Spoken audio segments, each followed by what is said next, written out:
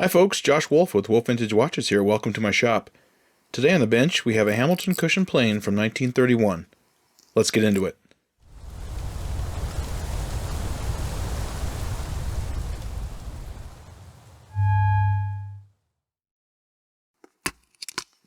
To start the restoration, I'll remove both the snap-on case back and bezel.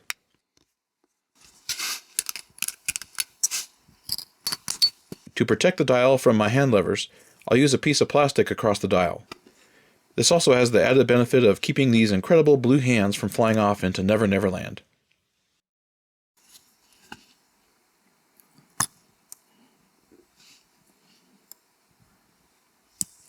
The movement is held in place by two case screws. These screws squeeze the movement to the case along with a lip on the dial side of the movement. Now I can remove the crown and stem by first loosening the setting lever screw.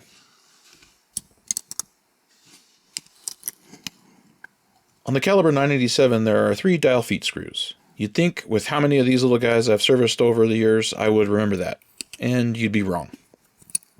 With clever editing on my part, you didn't see me struggle with removing the dial because I didn't loosen the 3rd dial foot screw. As far as you know, the dial is gently lifted away with no fuss. Disassembly of a watch movement is fairly straightforward. With a few exceptions, it's pretty much just unscrewing and removing the top part to remove parts below it, to remove parts below it. As with all mechanical engineering, the simpler the better. For example, I'm removing the yoke here. The genius of this design is that the yoke acts as its own spring as well as the setting lever spring. This eliminates the need for 2 additional parts. This surely cut down on manufacturing cost and complexity, but it also makes servicing and repairing so much easier. I'll always celebrate not having the risk of chasing a spring across the shop. Righty-loosey. The click is another example on this caliber of excellent engineering. The click spring is integrated, meaning your friendly local watch repairman doesn't need to fret about a spring yeeting into next week. Now I can loosen and remove all the bridge screws. As I remove the barrel bridge here, there is enough dried out lubricant to pull the setting lever screw out with it. The train wheel bridge on this caliber only has 2 pivot holes, one for the escape wheel and one for the 4th wheel. This comes in handy during reassembly as I only have to line up 2 wheels rather than 3 or 4. Using my smallest screwdriver, I loosen the hairspring stud screw. Do not make the mistake of unscrewing this screw all the way. It'll cost you at least half an hour and many dollars in the curse jar to get it back into its hole. I'll clean the balance in one dip rather than in the ultrasonic machine with the rest of the parts. The pallet bridge is removed by first removing the screws and prying it up with a screwdriver. Gotta make sure the pallet forks are not damaged in this operation. To remove the mainspring, I use a small steel plate and push against the arbor until the cap pops off.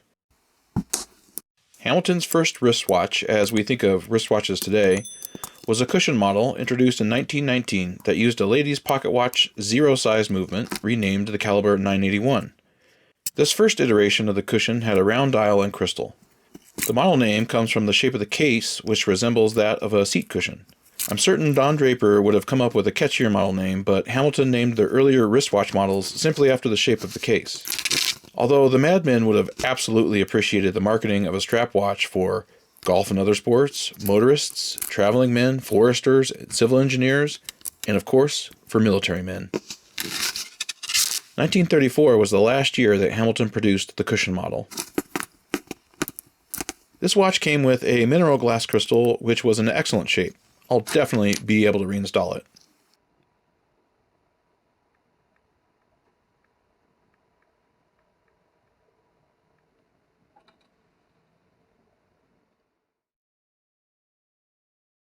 Now that I have a bunch of cleaned and dried parts on my bench, I can begin reassembly. I like to tackle sub-assemblies first where I can, such as winding the mainspring back into the barrel. Once I really get rolling with putting a watch back together, it feels like it breaks the flow if I have to push the main plate aside to get other parts bolted back up together. This manual wind mainspring has a T end and has 2 little tabs that seat into holes in the barrel and the barrel cap to keep it in place.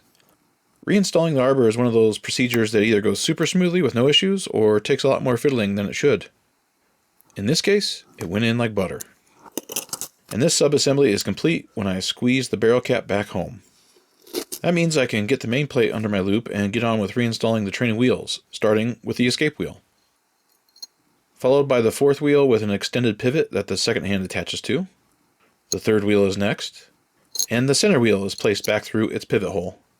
As I touched on earlier, having a train wheel bridge with only 2 pivot holes makes it incredibly easy to line up the escape wheel and fourth wheel pivots.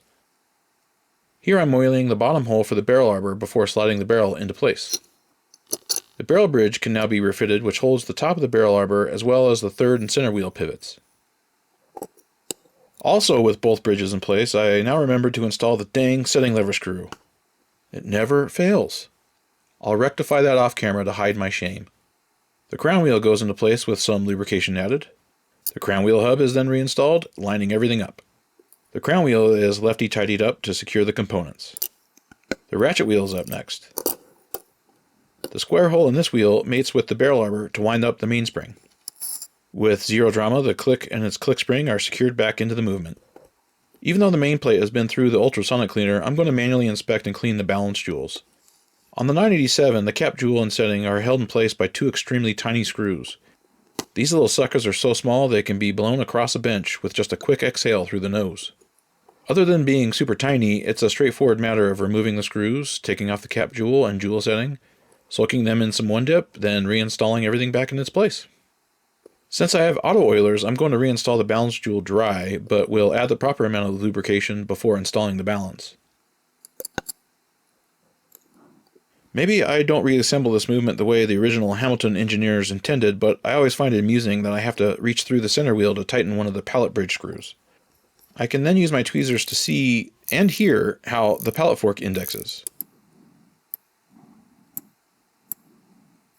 I'll now lubricate the exit stone on the pallet fork with a special grease made just for this purpose. And now onto the balance and getting it reassembled. Out of the 1-dip and into the lubricated balance cock. Working the balance under the center wheel, but over the third wheel, lining up the balance pivot with the bottom hole, keeping the roller jewel on the outside of the pallet fork, all while making sure not to foul the hairspring, is exciting. Not because of all that can go wrong, but because of what can go right, like seeing a watch come back to life.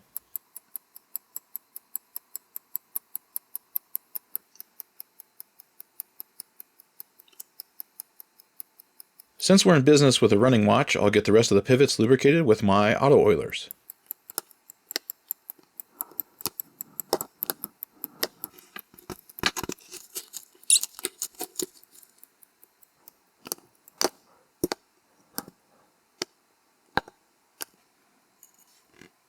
I'll start on the keyless works by lubricating the winding pinion and clutch wheel with some grease. Since the setting lever screw is magically back where it should be now, I can install the setting lever itself. In go the clutch wheel and the winding pinion. I can now lubricate the faces of the stem as well as the tip where it contacts the main plate. At this point I can install the crown and stem into the movement and tighten the setting lever screw down fully.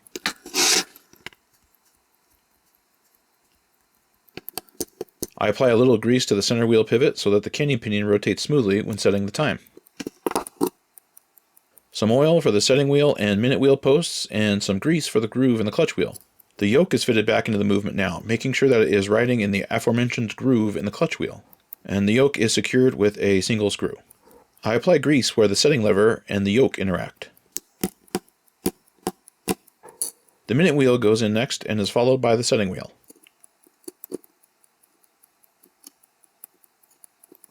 The minute work cock here has quite a few jobs. It holds the minute wheel and the setting wheel in place, as well as keeps the yoke engaged with the clutch wheel. Here you can see how all the components interact with each other. The hour wheel is next to go back on, and the final component of the movement is the dial washer. This thin piece of brass applies just enough pressure to keep the hour wheel in place once the dial is installed. Speaking of which, let's get that dial back on. And the dial feet screws tightened up. Okay, time to deal with the hands. After scraping most of the old material away and running the hands through the ultrasonic, I hold the hands in place with a balance tack. I mix up a drop of lacquer and some luminescent powder. If I leave this as is, it'll be a bright white and won't look so good against the dial.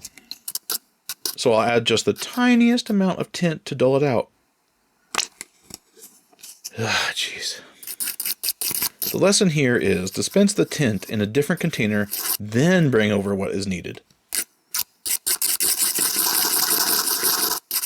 Okay, I'm pretty happy with that color.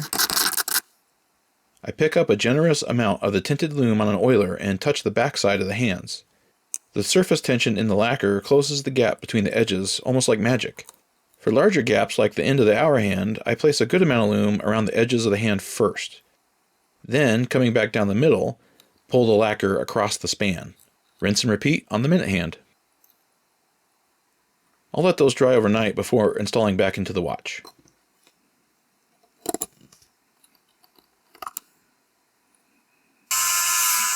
A light polish of the bezel case and case back to smooth out the finer scratches and bring out the shine.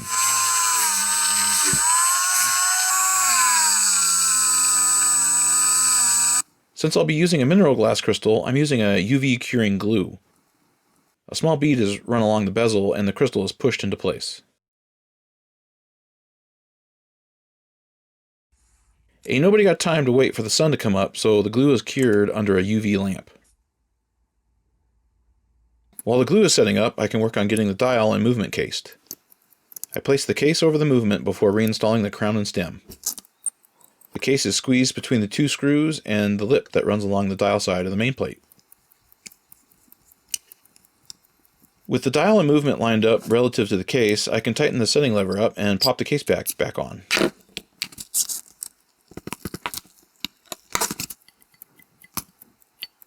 A light cleaning of the dial to remove any loose bits of schmutz, and now I can install the freshly reloomed hour hand. Since there's no date complication to worry about, I just get the hour hand installed, then line it up with the 12 o'clock marker. Now I can line up the minute hand with the hour hand and press it into place with the hand press.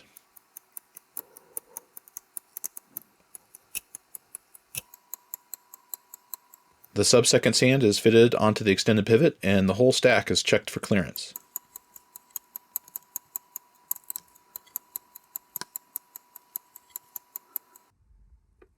Glue is done. I'll just snap the bezel back onto the case to see what this little guy looks like. No matter how good it looks, it still needs to keep accurate time. Let's see what the time grapher says. I'll take it.